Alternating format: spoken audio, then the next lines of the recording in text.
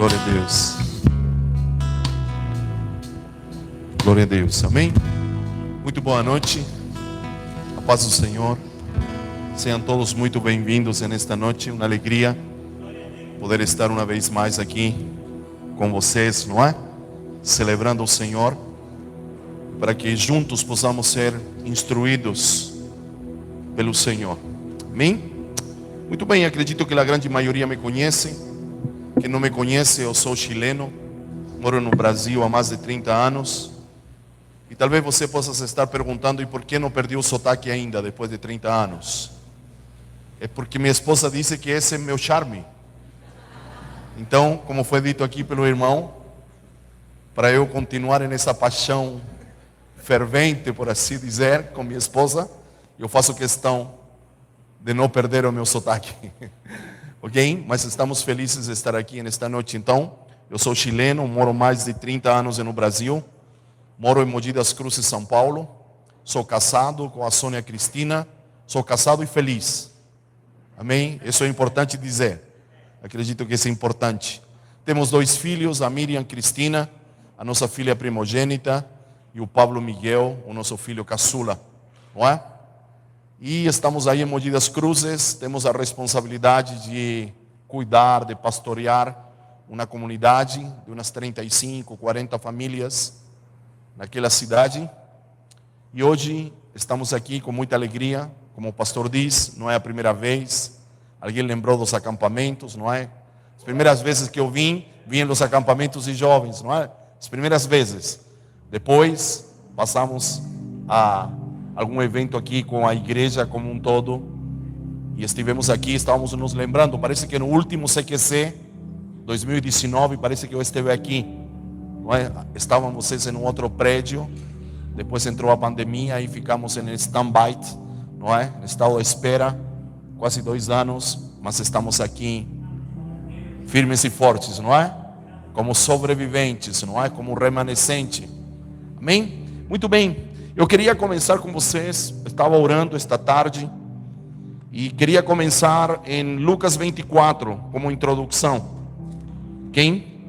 Então quero que você possa, se você quiser me acompanhar na leitura de alguns textos, na sua Bíblia de papel, na sua Bíblia digital. Quero usar este texto como introdução. O pastor veio aqui e nos explicou a razão, talvez o nome, não é?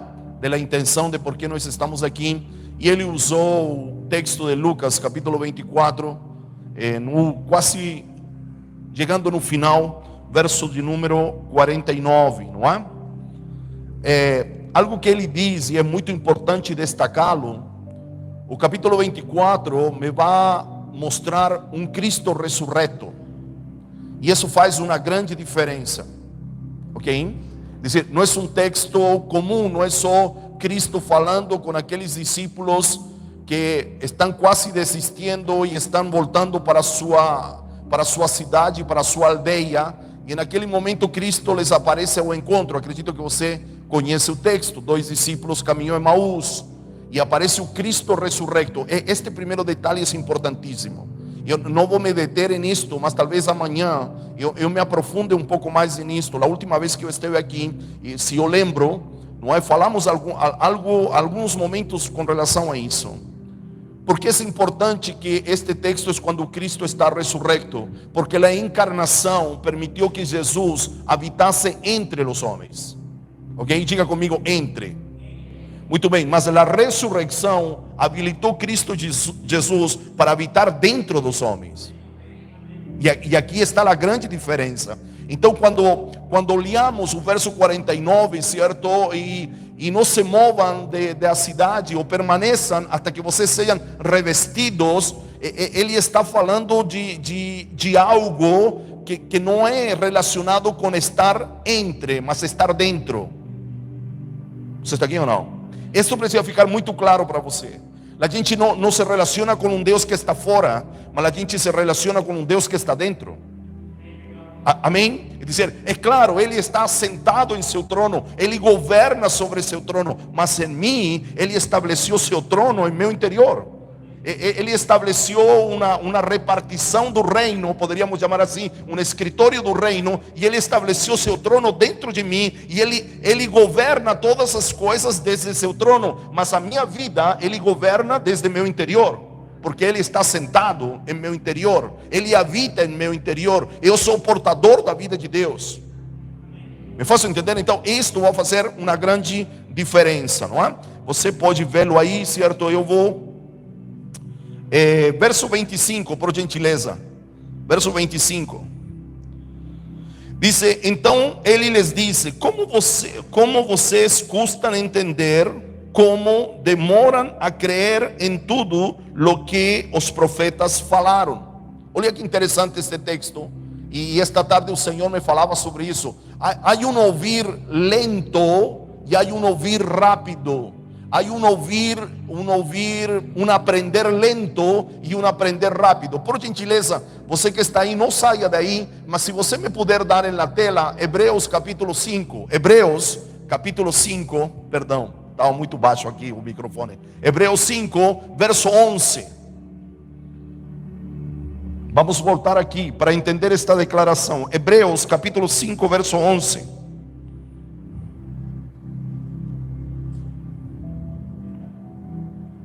Está procurando aí.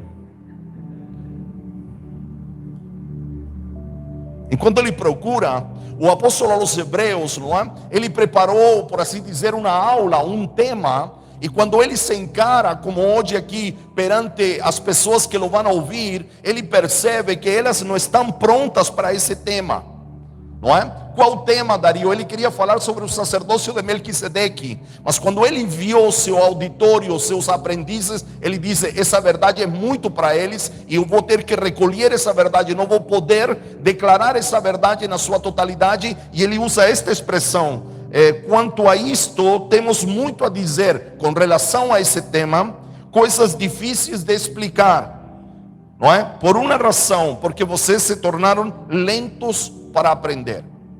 Observe, o apóstolo aos Hebreus não está dizendo que o tema é difícil, mas o tema se torna difícil quando nos tornamos tardios para aprender. Em outra tradução diz lentos para ouvir. ¿Me está acompanhando? Então, o primeiro que precisamos entender quando nos reunimos para ser capacitados, como nestes dias, certo? O grupo de voluntários, cuidar daqueles que cuidam, não é?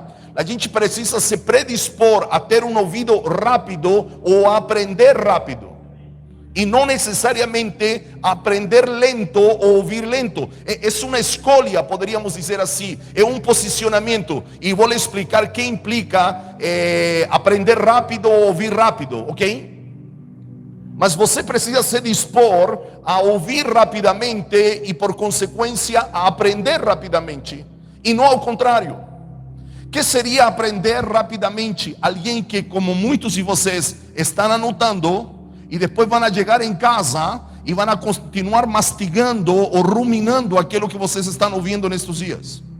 Isso é um ouvir rápido, isso é um aprender rápido. Não alguém que fica com a palavra do domingo tão só, não vai ficar tão só com as anotações, mas ele vai continuar ciscando, ele vai continuar cavando, ele vai se tornar profundo naquilo que ele está ouvindo. Ok? Porque observe, a intenção de um mestre, a intenção de um profeta, a intenção de um pastor não é te explicar todas as coisas, mas é ativar janelas de entendimento que já estão em você. Me faço entender nesta noite ou não? Ok? Eu não tenho a intenção de que você entenda tudo aquilo que eu vou dizer nesta noite. Minha intenção não é essa, mas é ativar janelas de entendimento em você. E que uma palavra possa despertar curiosidade, interesse em você, e que você possa voltar para sua casa e dizer: olha, eu quero cavar mais fundo nisto. Isso é alguém que ouve rapidamente, alguém que aprende rapidamente. Não é necessariamente alguém que capta tudo e diz: não, entendi, entendi. Não. Eles se tornaram, por assim dizer, lentos para ouvir, porque não se aplicaram naquilo que eles ouviram. Se você volta, me dá o capítulo número 2 de Hebreus. Hebreus 2, parece verso 1. Se não falha minha memória, a ver. Exatamente, observe aqui. Por isso é preciso que prestemos maior atenção a lo que temos ouvido. A isso se está referindo o apóstolo a los hebreus. É dizer, olha, vocês já ouviram, mas que fizemos com aquilo que ouvimos? Eu não sei você, mas eu caminho de los 10 anos em uma igreja. Este ano vou cumprir 57 anos, 56 anos.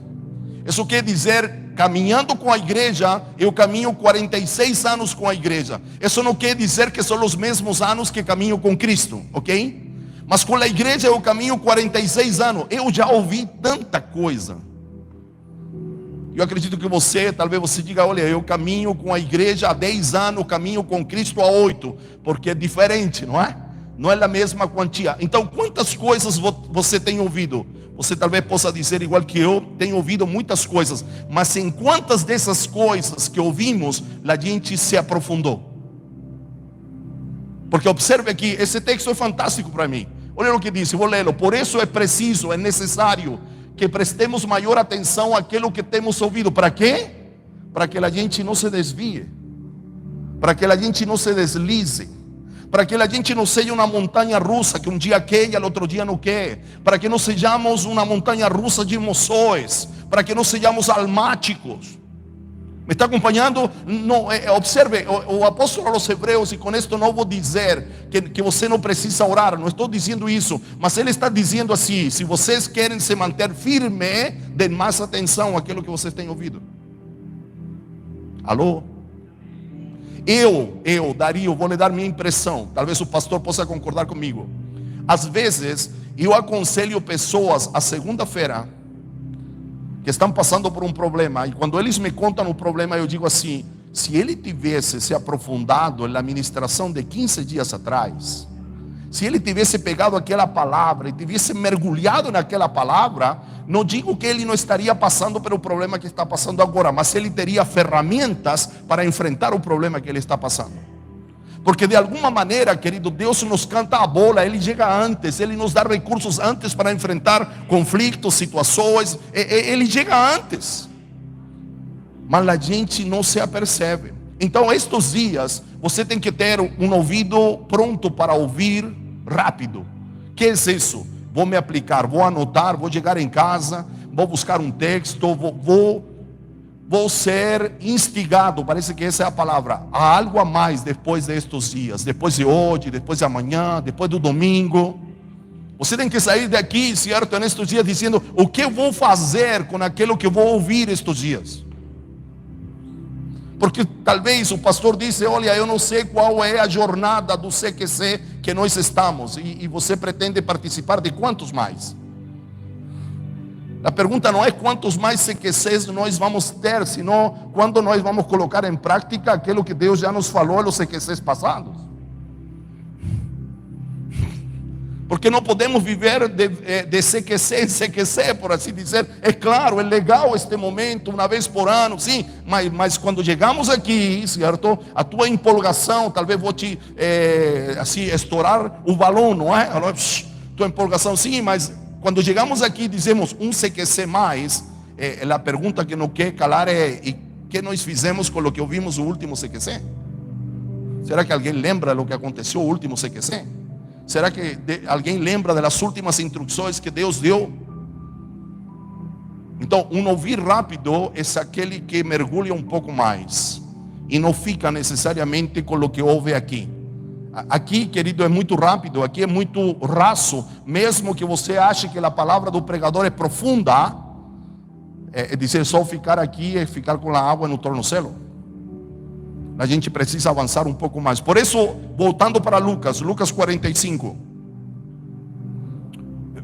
Lucas 24, 25, perdão. Vocês me estão ouvindo bem? Está bem o microfone aqui? Está muito baixo? Um pouquinho mais alto? Tá bem. Ele diz assim, como vocês custam de entender. E aí Jesus les dá uma aula de cristologia. O Cristo ressurrecto, certo, vai começar a apontar para esses homens todas as vezes que o Antigo Testamento menciona ele e aquilo que deveria acontecer com ele. Porque, queridos, se queremos corresponder à demanda de Deus, precisamos conhecer Cristo. Não há outro caminho. Observe, uma frase que não la vou explicar. Você só anota. Depois, se você quiser, aí nos corredores você me pergunta. Para melhorar a minha eclesiologia, que é meu fazer igreja, eu preciso melhorar a minha cristologia. Você está aqui? Se eu quero corresponder como igreja melhor para Deus, o que eu preciso fazer, Dario? Preciso conhecer a Cristo. Não preciso fazer mais cursos, por assim dizer. Não. Porque o que melhora a minha eclesiologia é a minha cristologia. E é o que Cristo faz. O Cristo ressurrecto vai começar a enumerar, certo? E diz, olha, em Gênesis aconteceu isso, e isso falava do Cristo. No Êxodo, olha, o cordeirinho que foi morto lá, quando vocês saíram, apontava para o Cristo que precisava ser morto. Ele não fala em primeira pessoa, mas ele está falando em terceira pessoa. E ele começa a pontuar nas escrituras todas as vezes que a escritura se referiu a ele. Fantástico. Les dá uma aula, não é, pastor? Uma aula de cristologia, e vai pontuando em Levíticos. As 5 ofertas apontavam para esse Cristo. O tabernáculo apontava para Cristo. A nuvem apontava para sua presença. Eles começam a dar uma aula. Chega certo momento e eles dizem, Senhor, a aula está boa, mas vamos ficar aqui. Não é? Vamos ficar por aqui. Olha o que é interessante, verso 28. Ao aproximar-se do povoado para o qual estavam indo, Jesus fez com que ia mais adiante. Mas eles insistiram muito com ele e disseram, fica conosco, pois a noite já vem e o dia está quase findando. Então ele entrou para ficar com eles. Guarda esta expressão. Jesus sempre vai querer que nós vamos mais adiante. Está aí, não está? Jesus disse assim, olha, vamos continuar. Mas que eles disseram, não, Senhor, vamos ficar por aqui mesmo.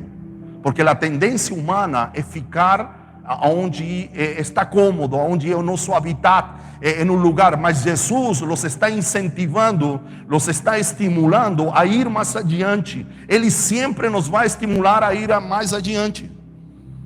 Mas a gente que quer ficar para trás, olha, há uma expressão aí no verso anterior, não é? Vamos mais adiante. Mas ele, Senhor, já está tarde. Aquele cante contigo, não é? Fica, Senhor, já se faz tarde. Não sei se vocês cantaram alguma vez. Só nós, parece, pastor, ou sou eu. Fica, Senhor, já se faz tarde. Te ofereço o coração para morar. Antigo. Daqui surge esse cântico. Talvez vocês são de outro tempo, não é? Vocês são uma geração diferente da nossa, não é? Vocês não viraram a fita cassete, certo, na caneta, vocês não sopraram para virar. Essa vocês ainda são desse tempo. Ok, beleza. Muito bem, então observe, aqui é uma observação. Sempre Cristo nos vai chamar para ir um pouco mais adiante, para dar um segundo passo, para nos vai desafiar. E nestes dias, Deus precisa te desafiar. Você precisa se sentir desafiado por Cristo nestes dias, ou a rever o que Ele já falou contigo, não é? Porque certamente não vou falar talvez muita coisa nova, mas coisas Deus vai te relembrar. Então Ele te está desafiando a algo, certo? A te manter firme. O primeiro que dizemos, como? Mantendo um ouvido atento, um ouvido rápido para aprender. Ele vai te desafiar para ir adiante. Não fique para trás, por assim dizer. Agora ele disse que ele entrou juntamente com eles. Verso 30. Quando estava à mesa, e esta palavra é muito importante, porque mesa aponta para a comunhão. Amanhã vamos falar um pouco disso, não é? Aponta para a comunhão. Hoje em dia está de moda a mesa. Hoje em dia se soluciona tudo com a mesa, não é? Virou moda agora. Não, vamos fazer uma mesa, vamos juntar o Dario, o pastor, vamos tomar um café. Agora tudo se soluciona com mesa. Antigamente era um café, não é? Vamos fazer um café.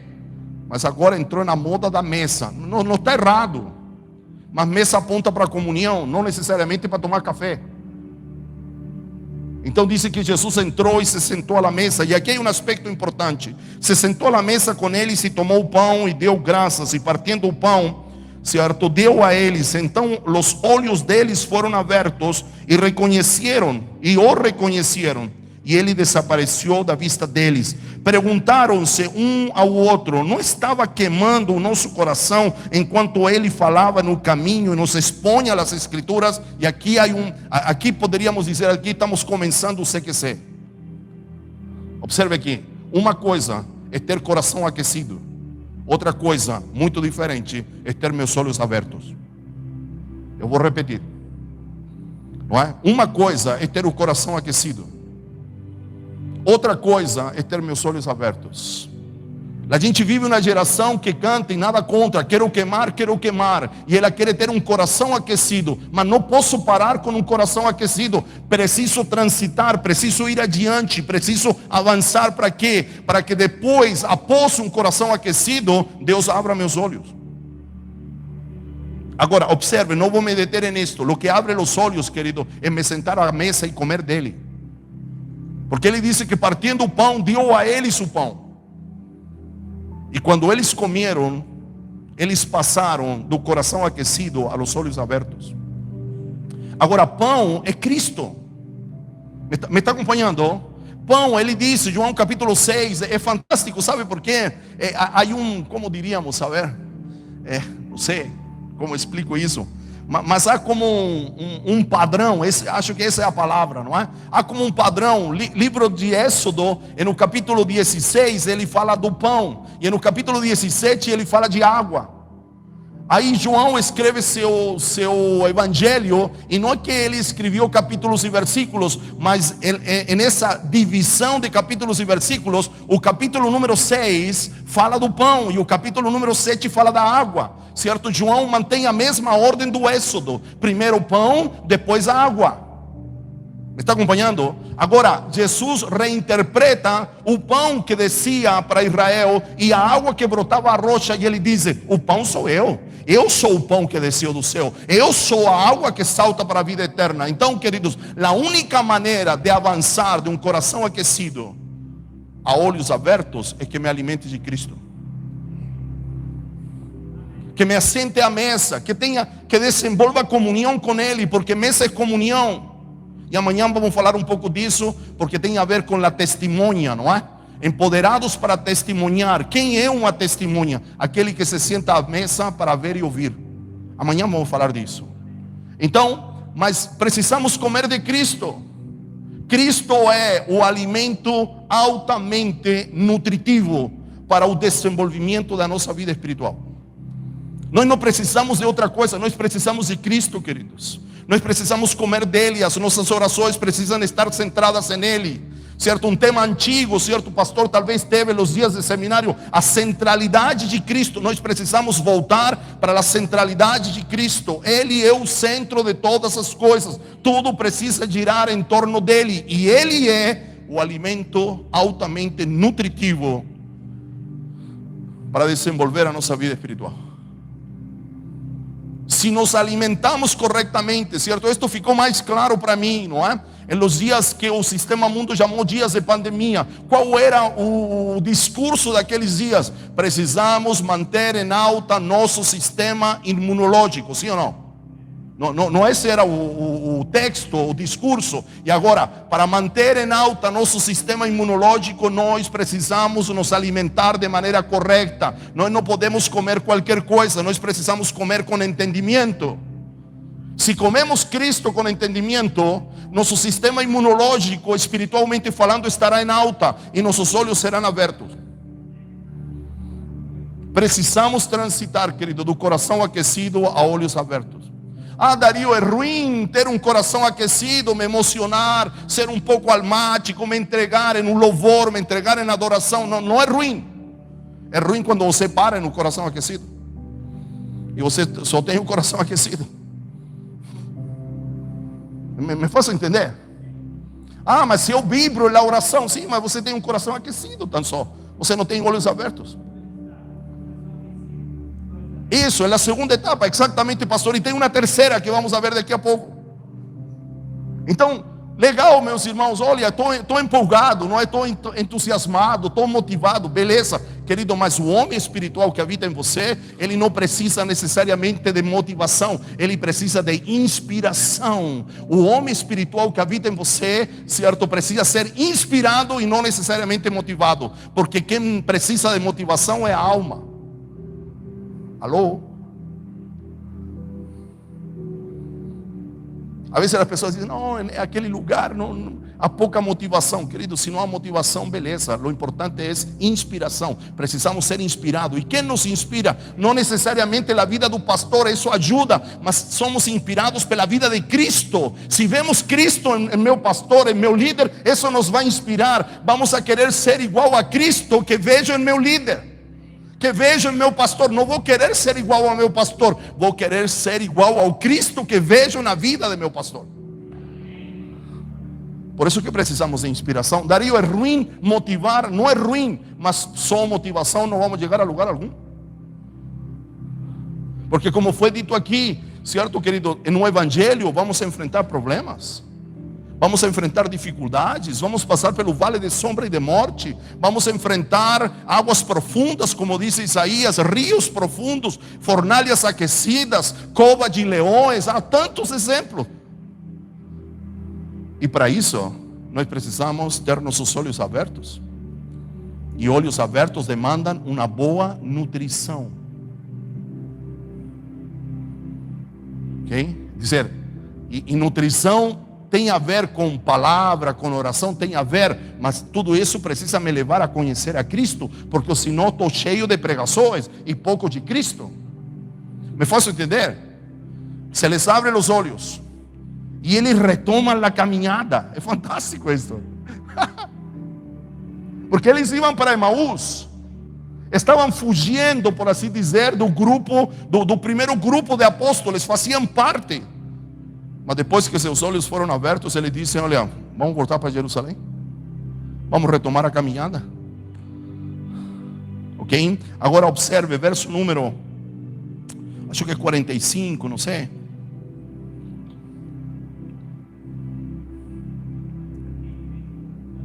Isso, não, 45 mesmo.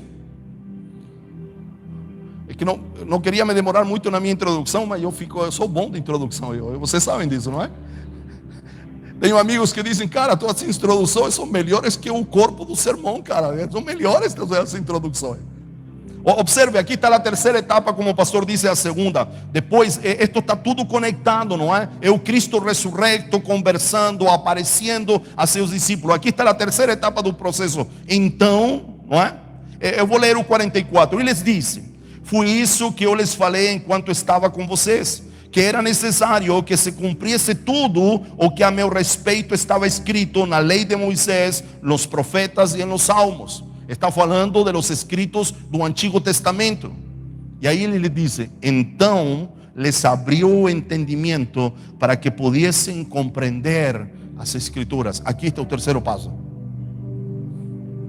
Empoderados para quê, Darío? Começando nesta introdução, para que nossos olhos sejam abertos e nosso entendimento seja ativado, porque não podemos viver ignorando. Esses discípulos ignoravam. Ele les pontuou, certo? Olha, o Cristo que aparece em Salmos. Davi teve salmos que falaram de mim, les falou de los profetas que falavam de mim, les falou de los profetas maiores, Isaías, Daniel, Jeremias, eles falavam de mim, como dizendo, e vocês não enxergaram isso?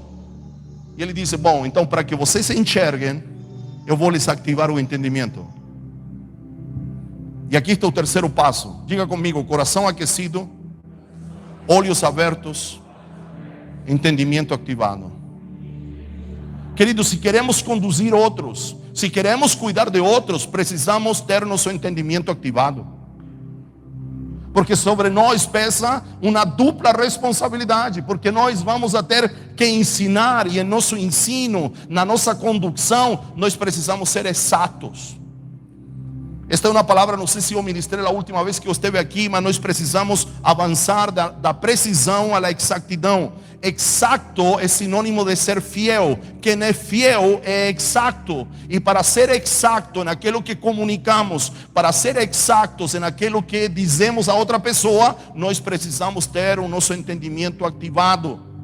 A gente não pode, a experiência que temos adquirido no decorrer dos anos com Cristo Jesus é importante, mas a experiência particular, a experiência que você teve nunca será igual à minha. Então eu não posso ter como base a experiência é importante,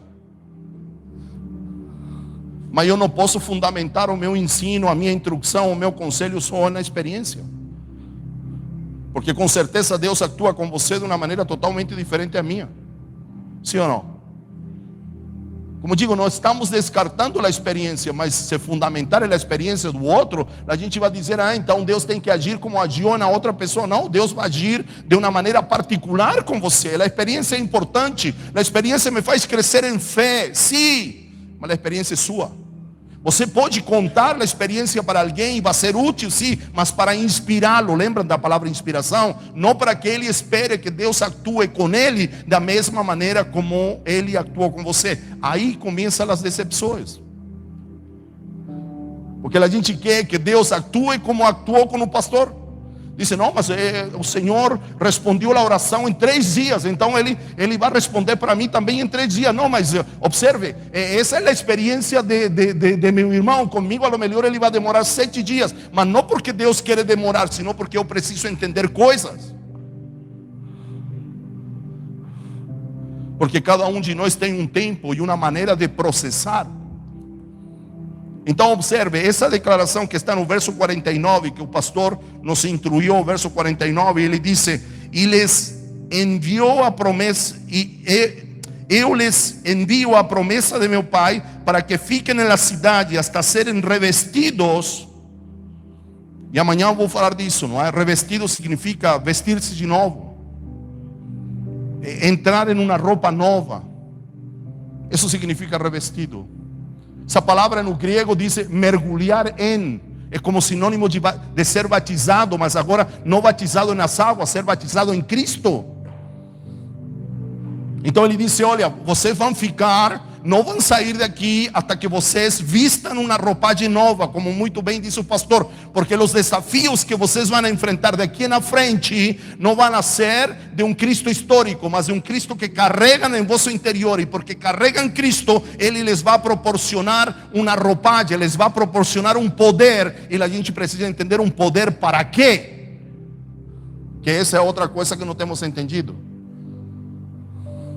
Que a gente acha que o poder é para coisas pirotécnicas, por assim dizer, coisas sobrenaturais, certo? Sim, lo inclui, mas não é tudo, está incompleto isso, porque o principal revestimento é para conhecer a Cristo. Para isso o Espírito foi enviado. Venha comigo, por favor, João capítulo 16.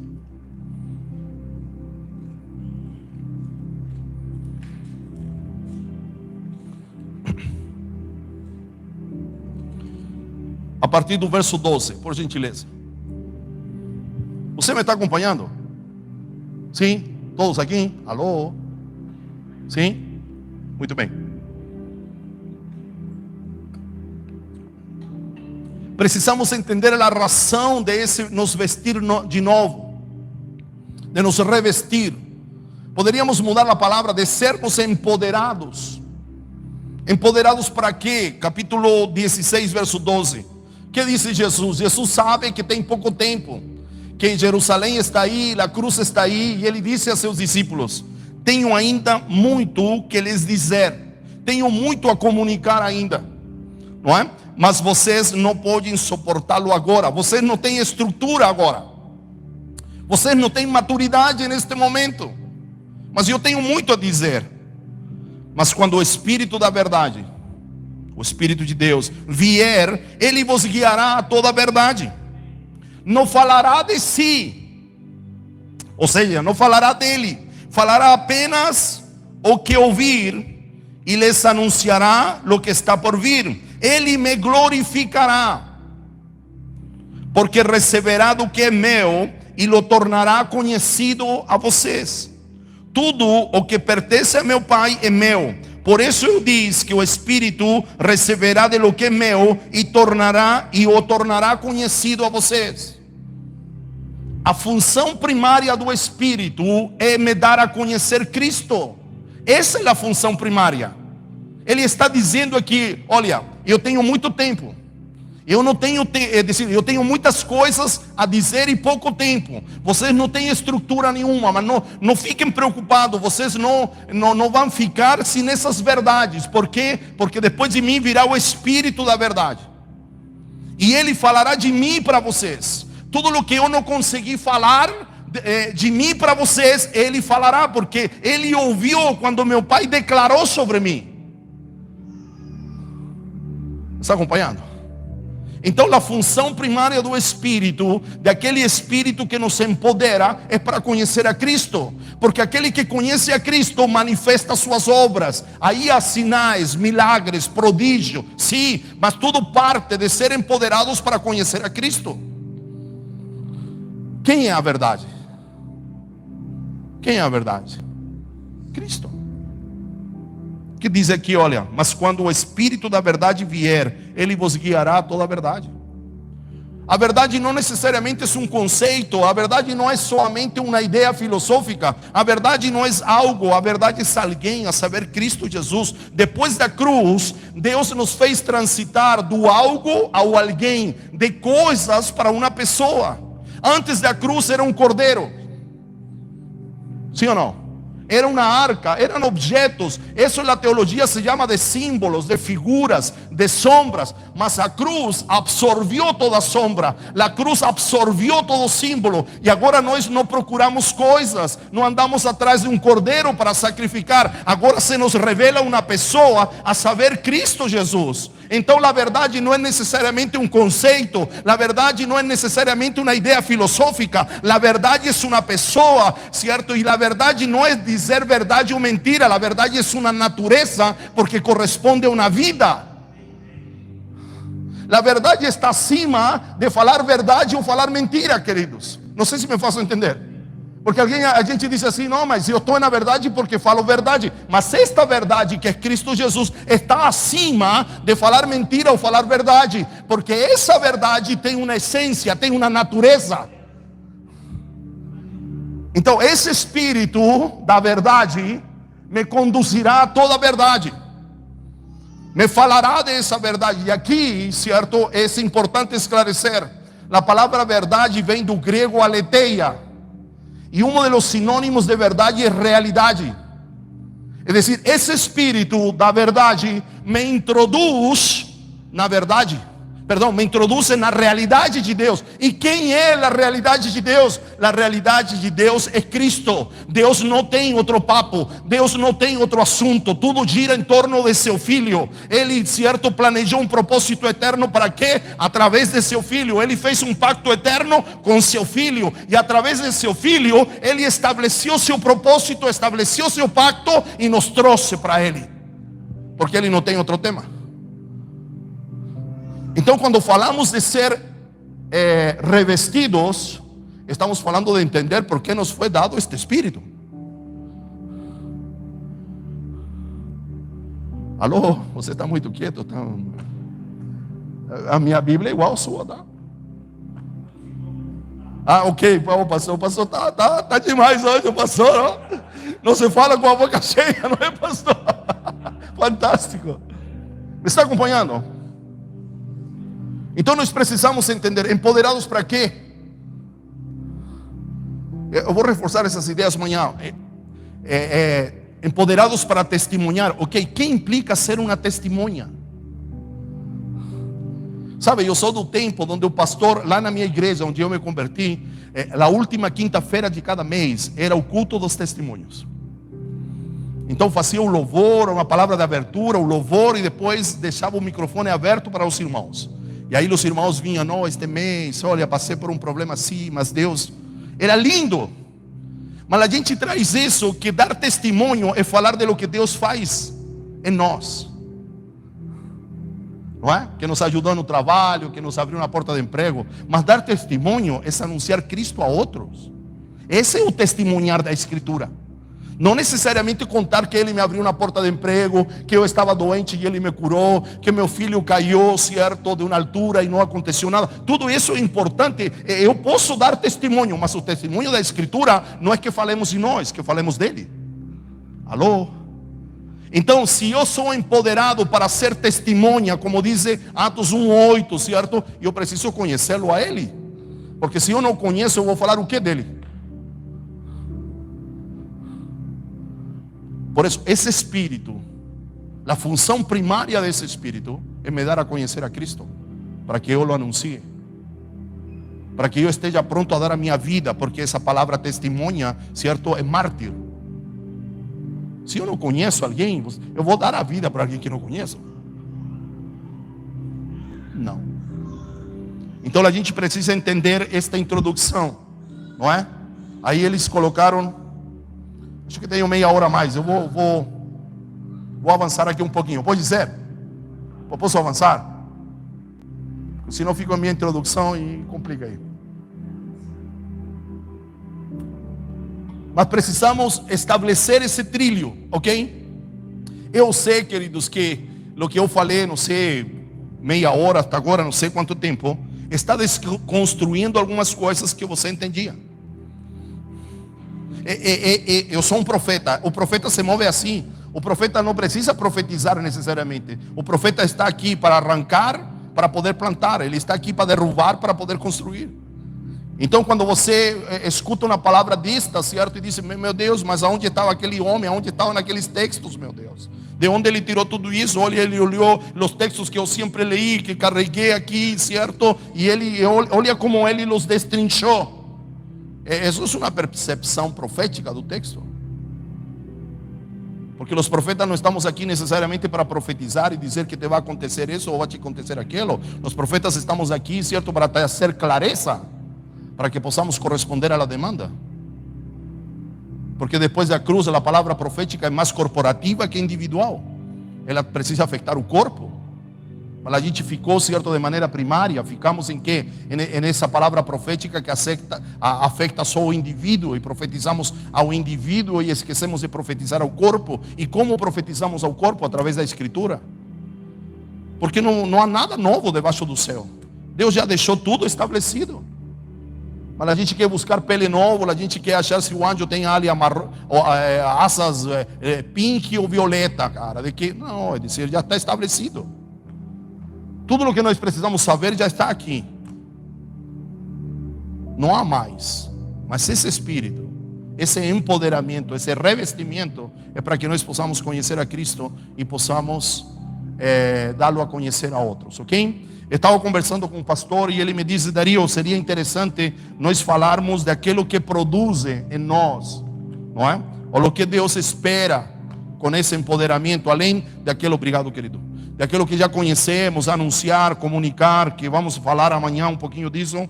Eu quero, esta tarde eu estava meditando, e os que estiveram em um acampamento comigo, acho que foi aquele que fizemos lá, não é na casa, porque os 2 primeiros que eu vim, fizemos em uma casa.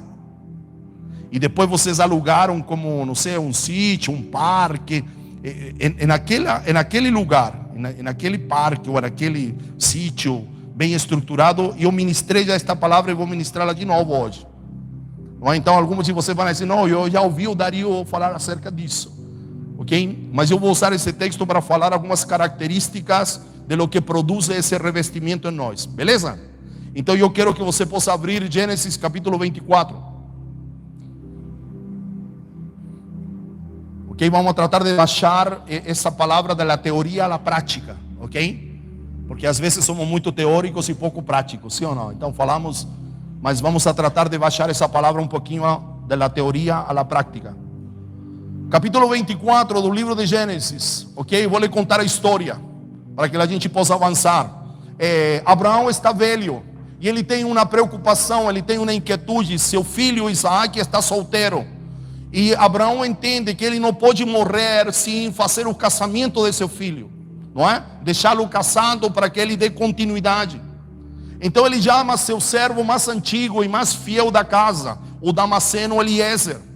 E conversa com ele e certamente diz, olha, eu estou ficando velho, Eliezer. Eliezer ou Eliezer? Eliezer, ok? Eliezer, eu estou ficando velho, eu tenho esta inquietação e eu queria te pedir algo, que você vá à terra de meus antepassados, certo? E procure uma donzela, procure uma moça, certo? Para que seja a escolhida para se casar com meu filho Isaac. Eles fazem estabelecem uma aliança de propósito, não é? Colocam a mão debaixo da coxa e eles se comprometem. No versículo número 10 diz que este servo, não é? Este amigo fiel de Abraão, que era um servo, ele carrega 10 camelos com os melhores tesouros de seu senhor e ele vai em direção às terras de seus antepassados, para a Mesopotâmia, de los antepassados de Abraão, a procurar uma doncela, a procurar uma moça, para que se case com Isaac. Diz que ele chega aí, estou falando mais ou menos verso 12, verso 13, verso 14, verso 15 agora. Diz que ele caminhou e chegou, certo? E ele fez assentar os camelos, estacionou os camelos, não é? Perto de um poço, na hora que as doncelas desciam para tirar água do poço. E ele fez uma breve oração ao Senhor, para que o Senhor lhe indicasse quem seria a escolhida pelo Senhor para ser a esposa do Senhor Abraão, de seu filho Abraão, do filho de Abraão, a saber, Isaac. E ele disse assim: a primeira moça que oferecer para mim água e também querer dar água de beber a meus camelos, essa será a escolhida. E a primeira que aparece, o texto, verso 15, diz: ainda ele não terminava de orar quando Rebeca apareceu com um cântaro nos ombros. E ela era a escolhida, ela foi apontada por Deus para ser a noiva e a esposa de Isaac. E ela ofereceu dar de beber a ele e a los camelos. Aí este moço diz para ela levar ele na sua casa, ou ela lhe oferece levá-lo na sua casa. E aí este moço revela a razão da sua viagem. Ele conta, certo, que ele orou ao Senhor, que Rebeca foi a escolhida, certo. Quem chefiava a casa de Rebeca era seu irmão mais velho, Labão. Não é aquele que vai enganar Jacó depois. Ok? Então ele conta, certo, disse que ele é a escolhida. Eles fazem um grande banquete e o moço está inquieto, ele quer voltar e ele se senta com Labão e diz: olha, eu já falei tudo o que eu tinha que falar, eu gostei de sua comida, mas eu preciso voltar. Então libere sua irmã para que ela vá comigo, não é? Para que ela se torne a esposa do meu senhor Isaac. E assim faz. Ok? Então observe, eu vou resumir em uma palavra aquilo que quero transmitir nesta noite, já indo para a minha conclusão, não é? Para que a gente não se demore muito aqui e não fiquemos sobrecarregados. Somos empoderados para aproximar a noiva do noivo. Ok? Então quando a gente fala assim: e recebereis poder, esse empoderamento passa, certo? Para quê? Para aproximar a noiva do noivo. Essa é a tarefa de Eliezer ou de Eliezer. Certo? Abraão é a figura de um pai que pode apontar para Deus, é a tipologia. Le pede a seu servo mais confiável, que poderia ser o Espírito Santo, e lhe disse: olha, eu preciso que você aproxime a noiva do noivo. Quem é a noiva? Rebeca. Quem é o noivo na história? Isaac. Agora em nossos dias, quem é o noivo? Nós acabamos de cantar. O noivo é Cristo, a igreja é a noiva. Então somos empoderados para quê, Dario? Para que esse poder? Porque sou empoderado para conhecer a Cristo, para que eu aproxime as pessoas de Cristo. E não só em um evangelismo, mas para que elas se tornem a noiva do Senhor. Então se você me perguntar: Dario, nestes dias nós precisamos de poder para quê? Para aproximar as pessoas de Cristo. Mas não só para a salvação, sino para que elas se tornem a esposa do Cordeiro.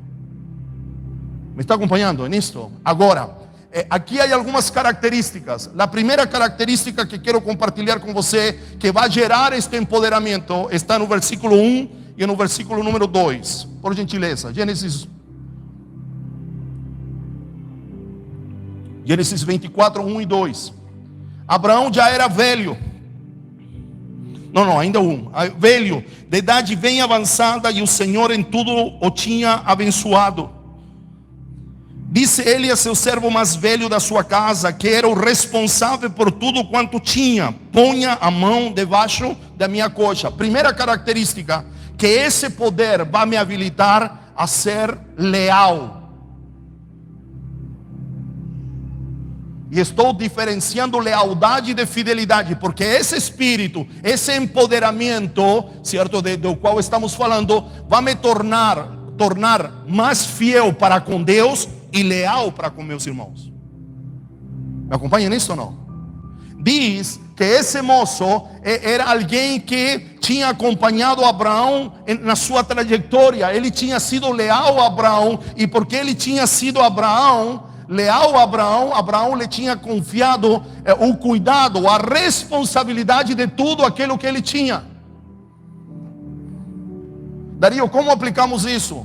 Os pastores desta casa te têm delegado uma responsabilidade para cuidar lo que eles têm de mais preciado nas suas vidas. Não é a sua casa, não é os cachorrinhos da pastora, não é? Mas é as pessoas que aqui estão. E para isso, você tem certamente demonstrado fidelidade a Deus e lealdade para com os irmãos. Mas para continuar sendo fiéis a Deus e leais a los irmãos, nós precisamos ser empoderados todos os dias. Eu troquei a palavra revestidos por empoderados, que talvez é uma palavra um pouco mais comum para a gente, mas é sinônimo. Então esta é a primeira característica. Por que preciso ser revestido de poder, Darío? Para me manter fiel ao Senhor e leal a meus irmãos. Porque a fidelidade que manifesto a Deus, ela se precisa manifestar na lealdade para aquele que caminha comigo. Esse homem é um homem de trajetória, não é? Eu me encontro aqui todas as vezes que eu venho com pessoas que me assistiram a primeira vez que eu vim, não é? Eu tenho acompanhado, para assim dizer, à distância, não é verdade? O primeiro contato com alguém estava solteiro, a próxima vez que eu vim já estava casado, depois quando eu vim já estava com filhos. Eu disse para o pastor, a tua filha, cara, está grandona, já espichou, e eu a vi pequenininha, não é? Mas eu disse para ele, mas a carinha dela continua a mesma. Me está acompanhando? Então, é dizer, vocês, esta casa, tem passado por muitas coisas, mas muitos de vocês têm permanecido fiéis ao Senhor e leais a esta casa. Agora, queridos, observe muito bem. Se minha fidelidade com Deus está meia boca, eu não vou manifestar lealdade. A minha lealdade também é meia boca.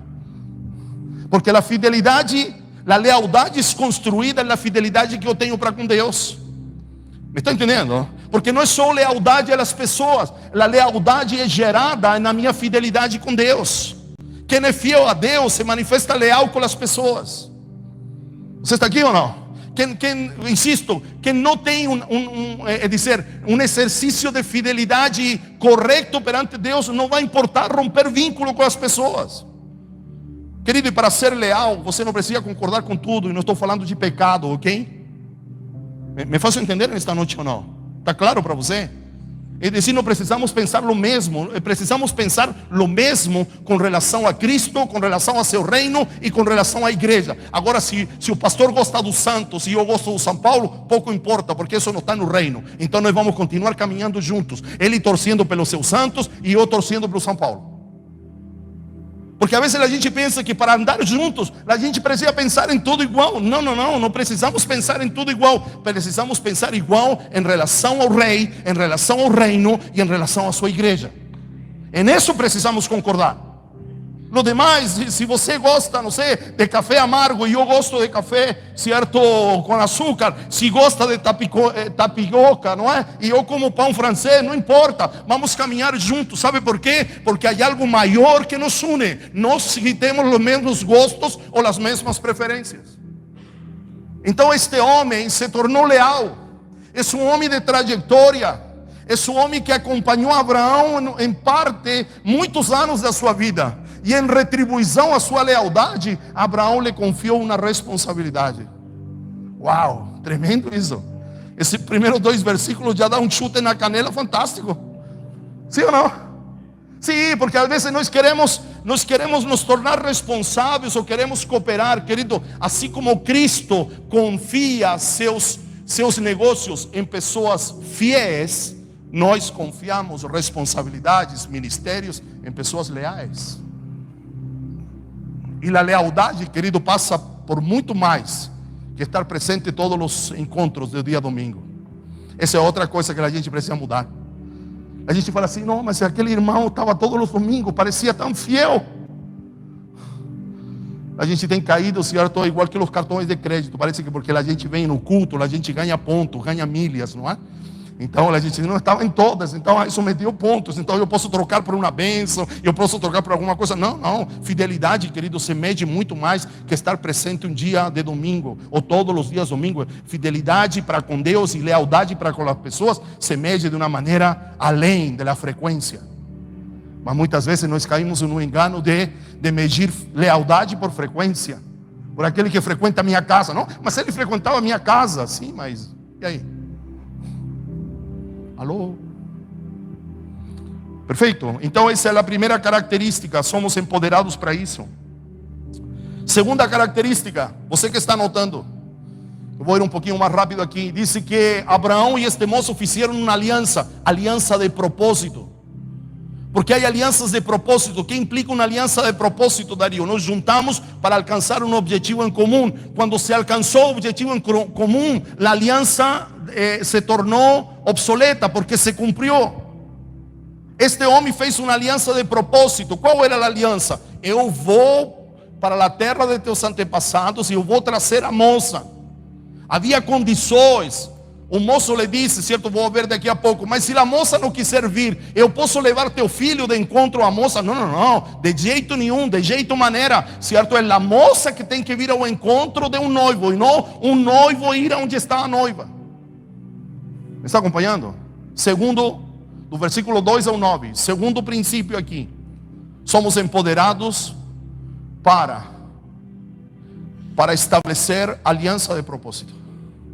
Eu estou aqui, queridos, nesta noite, acho que é a quinta vez, parece que eu estou aqui, quinta ou sexta vez que eu estou aqui com vocês. De los anos, parece de 2014, parece. A gente se conheceu pela escola Papai, não é? Pelo Reginaldo, não é? Por aí a coisa começou, não é? Isso, 2000 e a primeira escola foi 2010. Na segunda, alguma coisa, 2000. Ok, perfeito. Então, querido, eu não estou aqui, certo? Por interesse de arrancar uma oferta de vocês. Eu estou aqui porque com o passar dos anos eu tenho vindo para cooperar com aquilo que Deus está edificando nesta casa. Eu não sou um pregador itinerante que anda atrás necessariamente de uma oferta. Ah, não, ele veio aqui. Não, eu vou em lugares para cooperar com o que está sendo edificado. E de alguma maneira a gente faz uma aliança de propósito. Me está entendendo? A gente não mantém vínhamos conversando isso no carro, não é? A gente não mantém uma comunicação constante, mas a gente tem histórias juntos. Sim ou não, pastor? Sim, eu tenho estado presente em alguns momentos de dificuldade, momentos de alegria, momentos de explosão. Sim, então isso te faz ser um cooperador com o que está acontecendo. Então você que está aqui, você que faz parte desta casa, você não está aqui necessariamente porque o louvor é legal, porque a palavra do pastor é interessante. Você tem que chegar à consciência que você está aqui, que Deus te trouxe, porque há algo em você que vai cooperar com o que está sendo construído. E para isso ser válido, você tem que fazer uma aliança de propósito. Empoderados para quê? Revestidos para quê? Para ter essa consciência.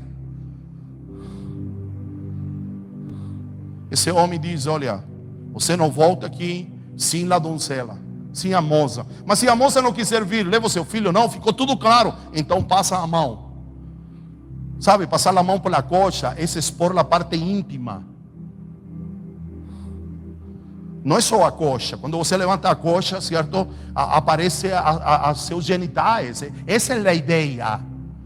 Certo? Alguém te dá acesso a uma parte da sua intimidade e eu passo a ser íntimo com a outra pessoa. Me está entendendo? Eu já, certo? Esta vez, parece, as outras vezes eu fiquei num acampamento, mas esta vez por um problema de logística, não é, pastor? Eu estou hospedado num hotel, mas as outras vezes eu fiquei na casa do pastor, eu comia na mesa dele, eu tomei o café que a pastora fez. Me está entendendo? A gente vai se tornando íntimo, talvez não íntimo lá no fundo, mas a gente vai abrindo áreas da nossa intimidade.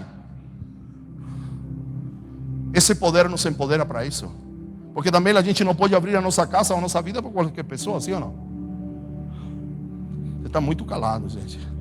Estão com fome, estão cansados, não é? Trabalharam. Ok, esta é a segunda característica. Somos revestidos, empoderados para quê? Para entender que estamos em uma casa, precisamos ser fiéis a Deus, leais àqueles que caminham conosco e ter consciência de que se estamos aqui, não estamos para passar um momento, não estamos porque o louvor é legal, não estamos porque a palavra do pastor, ou o pastor é tão carinhoso, sabe? Pega meu filho, dá uns beijos nele, eu gosto tanto do pastor. Você tem que estar aqui primeiro, porque você foi atraído por Cristo Jesus a este lugar. E se Ele te atraiu a este lugar é porque Deus tem um propósito contigo aqui. Então tu tem que entender a visão desta casa. Eu não estou dizendo que você não la entende. Eu só lhe estou lembrando porque precisamos ser revestidos. E você dizer, eu estou aqui com um propósito, pastor, eu quero fazer uma aliança com você. Nós vamos, sei lá, essa é a meta, ok? Qual é a meta desta casa? Olha, gerar pessoas saudáveis, um evangelho saudável, uma espiritualidade saudável. Então, pastor, estamos juntos. Mas estamos juntos como uma aliança de propósito. Porque lá em São Paulo, certo? Isso não acontece aqui em Birigui, só lá em São Paulo. O cara disse para mim, não, pastor, estamos juntos. E ele some 2 meses.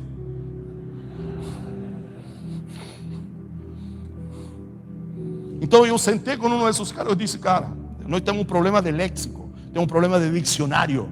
Como assim, pastor? É porque eu quero que você me defina em seu dicionário o que é ficar junto, porque meu dicionário é totalmente diferente a lo que você vive.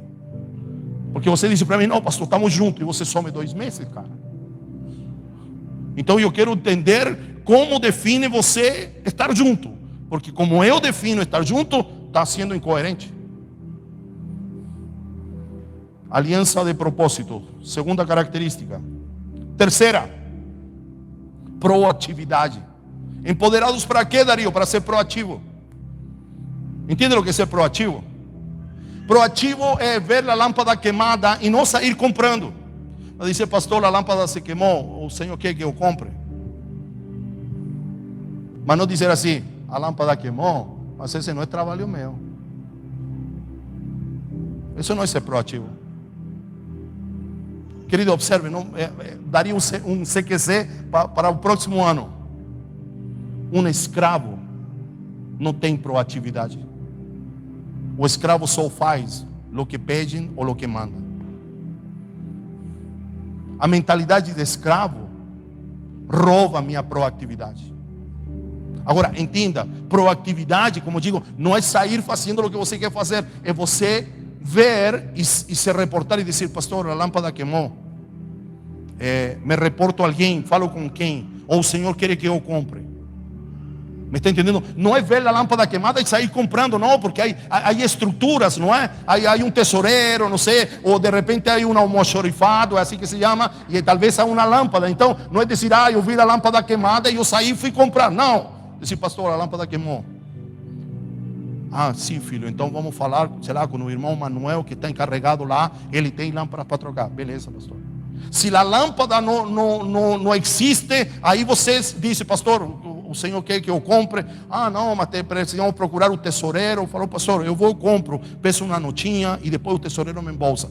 Isso é proatividade. Proatividade é, por poner um exemplo aqui, certo? Digamos que é muito quente o salão e vocês não têm, certo, ar acondicionado. E você chega para o pastor e diz, meu pastor, estamos precisando de ar acondicionado, não é, pastor? Está muito quente. Querido, se você detecta algo, Deus vai te usar como instrumento para sarar aquilo que você detecta. Me está acompanhando?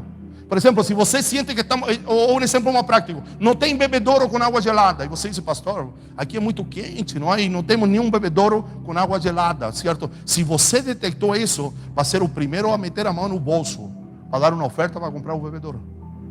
Porque se você detecta, é porque Deus quer te usar como instrumento para mudar essa realidade. Seja para comprar, seja para trocar. Ah, pastor, a cortina já está um pouquinho suja. Então, querido, você leva para a sua casa e lava, ou você vai mandar em uma lavanderia para lavar. Ou você vai reunir uma equipe de pessoas e vai dizer, não é uma lavanderia, uau, certo? É um merchandising da pregação, a lavanderia, certo? Estamos juntos, estamos juntos.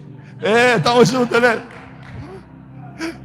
Me acompanhe nisso. Talvez você diga, mas eu não tenho todo o recurso. Então você vai mobilizar e vai dizer, olha, mandar a lavar as cortinas fica, sei lá, R$300. Vamos juntar 10 pessoas com 30 e vamos mandar lavar as cortinas. Porque é hipocrisia, irmão, entenda muito bem. É falta de compromisso, é falta de entendimento da aliança. Você orar para que o Senhor manda os recursos para lavar as cortinas, Senhor.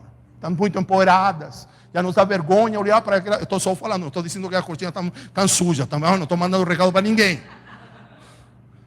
E você ora, certo? E você com um recurso aqui no bolso, mas com o jacaré lá no bolso também, não deixando você tirar o recurso. E você, Senhor, manda recursos. Proativo. Me está entendendo? Está faltando algo. Há algo que está fora do lugar. Se ofereça. Se disponha. E não fique criticando. Querido, a crítica não edifica. A crítica não edifica, não. É que aqui ninguém dá valor para nada. Então, querido, vamos gerar uma cultura para dar valor. Porque a crítica não edifica. Sim ou não? Quantos casados há aqui? A crítica edifica? Não. O apóstolo Paulo diz que vossas palavras não sejam torpes, que vossas palavras edifiquem. Então, querido, vamos buscar uma maneira, assim, irmão, precisamos dar mais valor às coisas, certo? Olha, Deus nos deu, então precisamos ser cuidadosos, precisamos ter excelência, então vamos gerar uma cultura. E não só ficar criticando, ser proativos, não é? Isso está no verso 5, ele perguntou, e se a moça não quis servir, o que eu faço? Ele não chegou lá e disse, não, e agora? A moça não quer vir. Imaginou? Nesse dia não havia celular, não havia nada. Então como ele vai perguntar para Abraão? Ele é proativo, ele está escutando e ele está pensando. E se a moça não quis servir? Como eu faço? Porque ele não podia chegar lá perto da moça e a moça disse, não, eu não vou, traz ele para mim. Ele falou, e agora o que eu faço? Vou precisar voltar e ia perder tempo. Então ele é proativo. Ok? Próxima, quarta me parece. Ele é diligente. Esta é uma característica que está em falta muitas vezes. Versículo número 10, ele disse que levantou cedo, não é? Juntou os 10 camelos, los carregou com os melhores tesouros de seu Senhor e partiu para cumprir a tarefa, partiu para cumprir a missão que seu Senhor lhe tinha encomendado. Não ficou orando, buscando confirmação. Mas será que é para ir? Oh Senhor, me confirma. Não, ele não ficou buscando confirmação. Ele não falou assim, não pastor, sabe, ô Abraão, eu vou resolver umas coisas aqui, e daqui a pouco eu vou. Não, ele priorizou, ele foi diligente, ele acordou cedo, ele preparou os camelos, os carregou e se preparou para sair, não daqui a uma semana, não daqui a 3 dias, não, ao outro dia. Na primeira oportunidade, ele se aplicou para cumprir. Foi diligente. Servo bom e diligente. Se aplicou.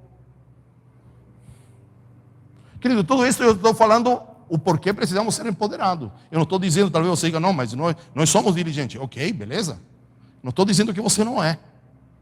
Mas precisamos baixar esta palavra para a prática. Ser diligente, isso está lá no verso número 10. Próxima característica. Precisamos ser empoderados, revestidos, para andar alinhados com o coração de Deus. Quando Paulo ora, aquele famoso texto que todos nós conhecemos, ora pelos Efésios, lá no capítulo número 1, a partir do verso 15 em diante, oro por vocês, para que os olhos de vosso entendimento sejam abertos e recebam da parte de Deus espírito de sabedoria e revelação. Sabe o primeiro que me chama a atenção, pastor? Nesse texto, que essa igreja é uma igreja madura.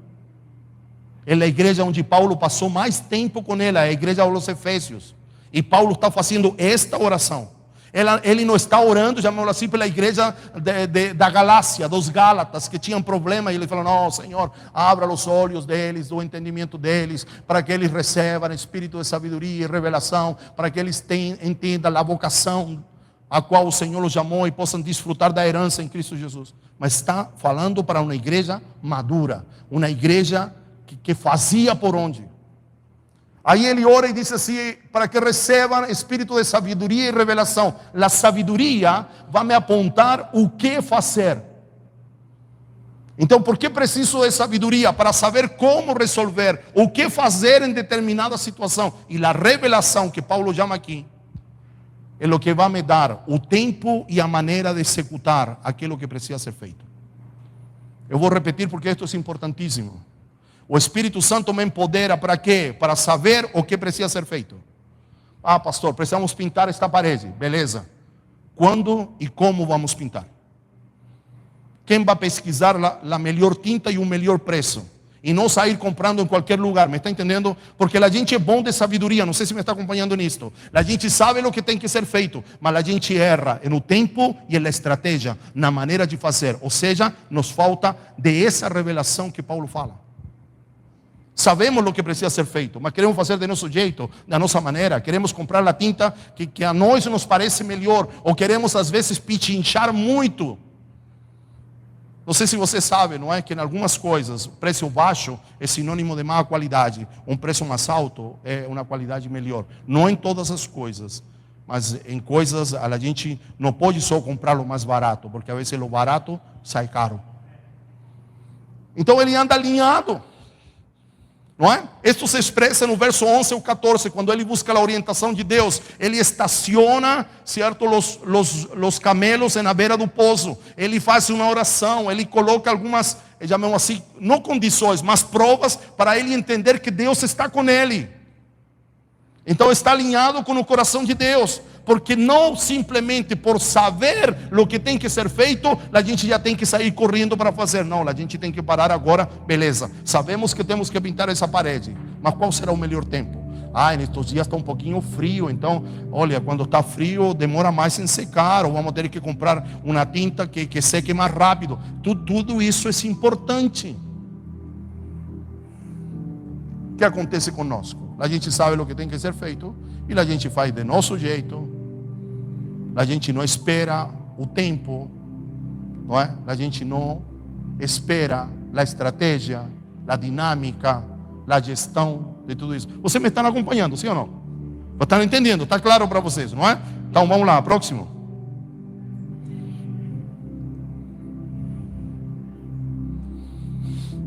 Próxima característica, não perde a oportunidade. Não é um oportunista, mas ele discerne quando se abre uma porta de oportunidade para ele.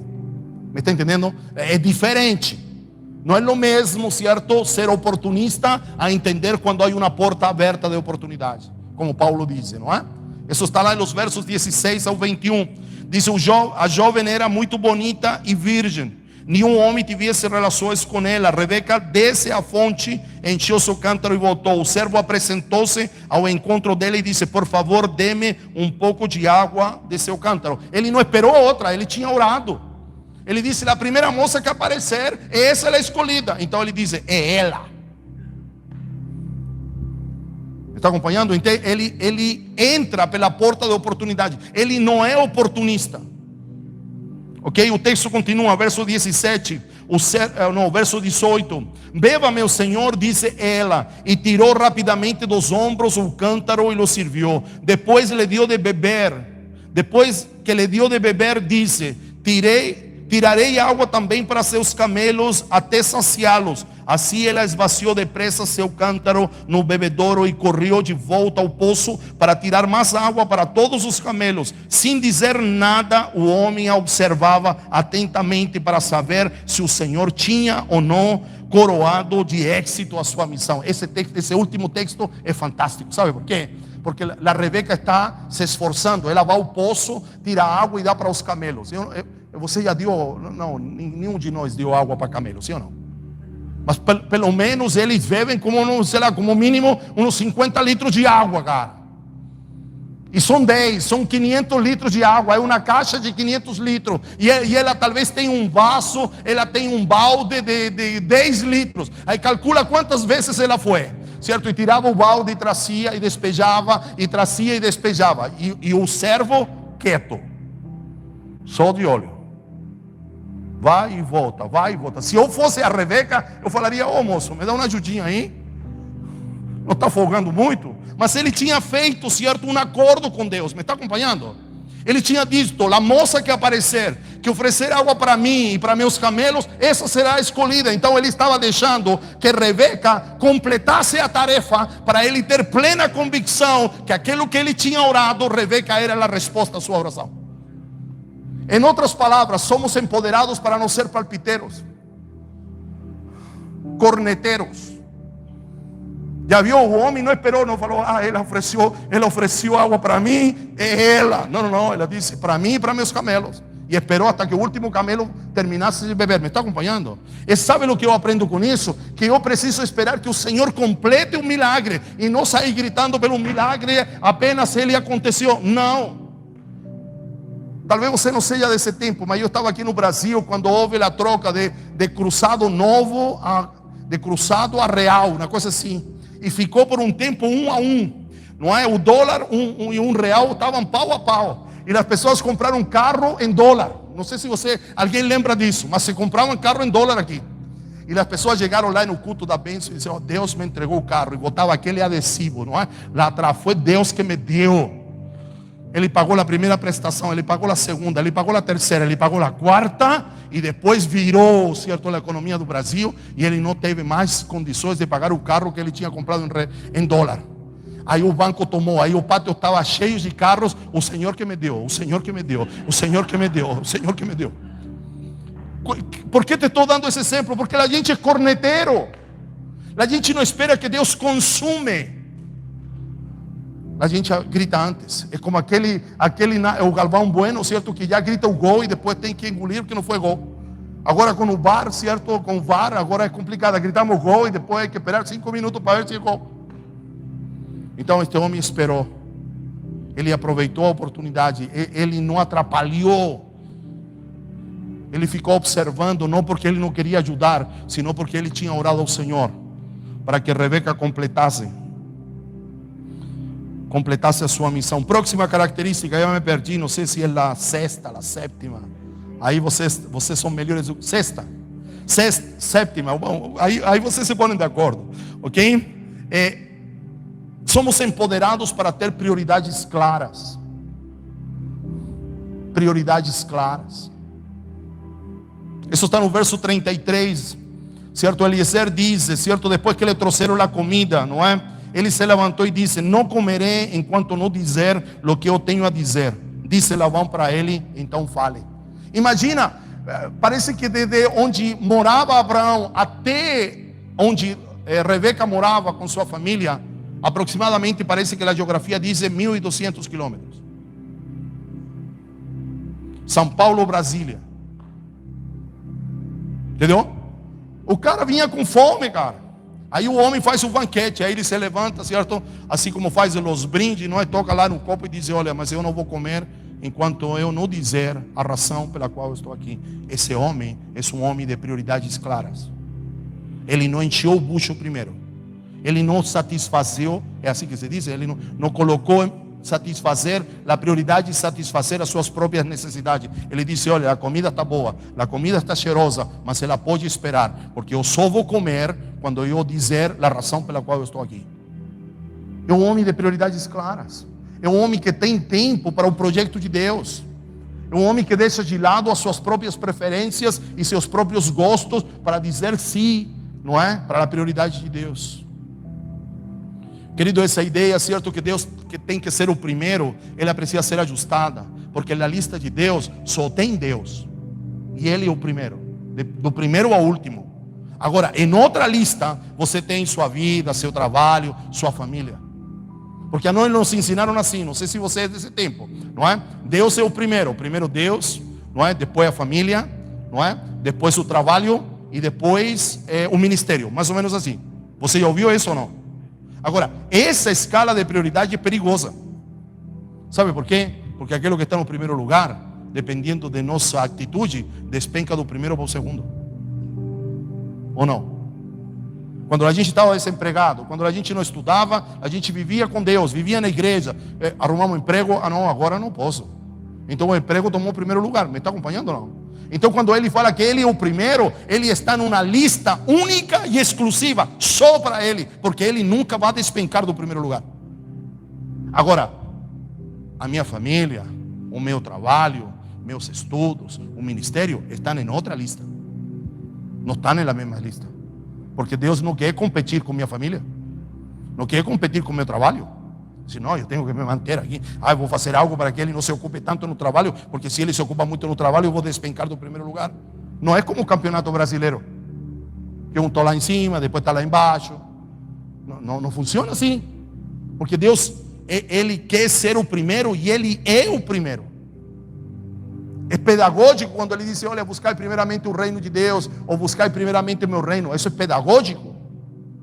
Mas Deus está numa lista onde Ele tão só é a prioridade, ou deve ser a prioridade de nossas vidas, não é? Próxima é gente de conclusão, que termina. Precisamos ser empoderados para terminar lo que comenzamos. Quantos livros pela metade? Comecei a ler, pastor, mas está aí. Parei no capítulo 3. Quantos cursos começados, mas que nunca foram terminados? Quantos 6 meses de academia que só duraram um mês? Querido, tudo isso revela que a gente não termina, que a gente não conclui, que a gente para pela metade. E nós temos um Deus que começa, tem meio e tem fim. Ele começa e ele termina. Aquele que começou, ele vai terminar. Então precisamos ser empoderados para isso. Me comprometi, chego no horário, sou o primeiro a chegar e sou o último a sair, porque isso incumbe o meu compromisso. Me está acompanhando ou não? Eu estou lhe trazendo coisas práticas, porque precisamos ser revestidos de poder. Talvez você fale, não, vamos ser revestidos de poder para orar pelos doentes. Sim, isso faz parte, querido. Mas se nós não fazer o beabá da coisa. Então observe, homens de conclusão que concluem. Do verso 54 ao 55, o moço diz: eu preciso voltar, porque eu acabei a minha missão. Eu preciso voltar, dar a boa notícia para meu senhor Abraão, que encontrei a donzela. Então é alguém que saiu com uma tarefa específica, e ele agora precisa voltar para seu senhor para contar. É alguém que tem, certo, consciência de concluir aquilo que ele termina. Ok? Próxima característica: este moço sabe seu lugar. Eu não vou me deter nisso para ganhar tempo, certo? Mas você pode ver isso do versículo 34 ao 41. Ele vai orar, ele ora assim: eu oro ao Deus de meu senhor Abraão.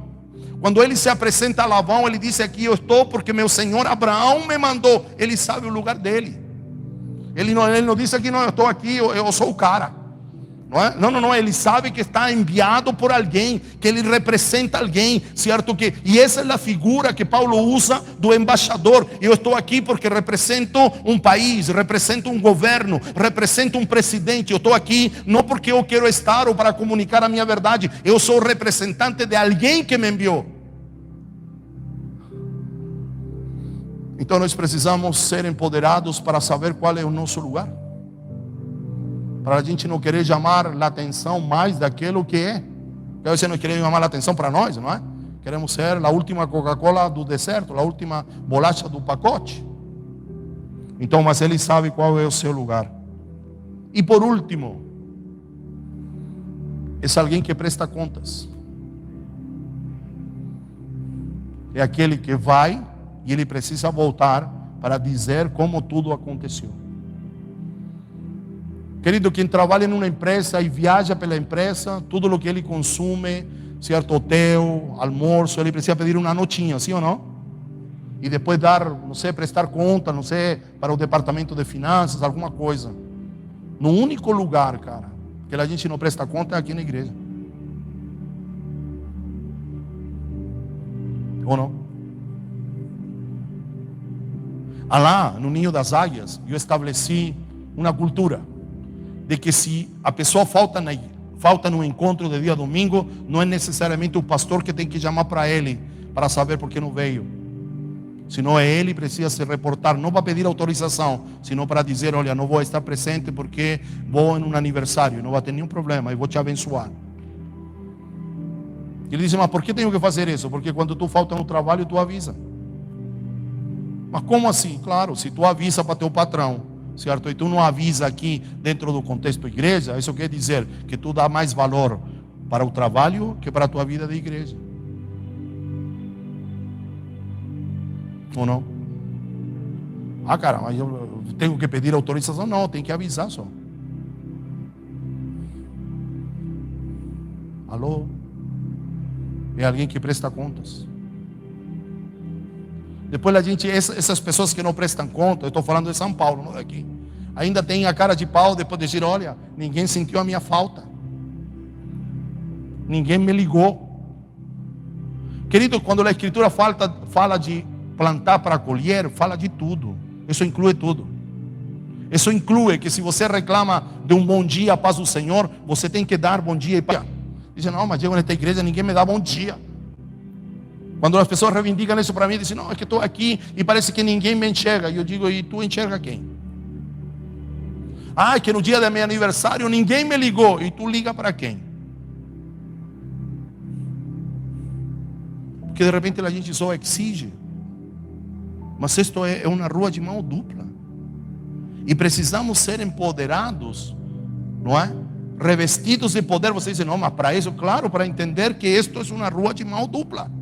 É uma geração de pastores, de pais espirituais descendo, e uma geração de filhos espirituais subindo, e que em algum momento nos vamos encontrar e nos vamos abraçar. Isto é uma troca. E isso passa por prestação de contas. Ah, pastor, vai acontecer isso e aquilo, eu não vou poder estar, ou vou chegar um pouquinho atrasado, vou chegar, mas não porque não queira chegar, senão porque surgiu algum acontecimento, e é por isso que aquele dia vou chegar, mas não vou chegar em um horário. E não esperar, não, eu cheguei atrasado e ninguém me ligou, eu faltei e ninguém se preocupou por mim. Alô? Estão muito quietos. Foram vocês que me convidaram, vocês sabem como sou eu. Então queria lhe trazer essas características nesta noite, de uma maneira prática. É claro que esse poder também se vai manifestar em curas, em milagres, em evangelismo explosivo. Mas lembre-se, amanhã vamos tratar disso. Tudo passa por conhecer a Cristo. E essas características não são nada mais nem nada menos que a marca de Cristo em nossas vidas. O próprio Cristo se reportava e dizia: Pai, eu estou aqui para fazer a sua vontade. Sabe, eu escutei uma ministração estes dias que quando ele foi no Getsemane, não é? Certo? E disse: Deus, a coisa está difícil, eu não quero. É como que o pai dissesse assim: filho, mas nós já falamos, não tem volta, já nós acordamos, e você está para cumprir a minha vontade, mesmo que você não queira, não? Então não há papo, meu filho, porque Deus trabalha com absolutos. O evangelho é feito de absolutos. Quando a gente relativiza o evangelho, o evangelho em nós se denigre e se corrompe. Porque o evangelho é de absolutos. Deus é um Deus de absolutos. A pós-modernidade fala que tudo é relativo, mas Deus é absoluto. Então precisamos ser revestidos, vestir uma roupagem. Amanhã vamos ver que precisamos nos revestir de Cristo. Se nos revestimos de Cristo, estas características vão aparecer de maneira intrínseca em nós. Vão aparecer de maneira natural. A gente não vai ter que fazer um esforço para. Não. Se estamos revestidos, se estamos vestindo esta roupagem, estamos sendo empoderados pela vida de Deus, a gente vai corresponder com estas características e com outras características. Quero que fique de pé nesta noite. Quero orar por você.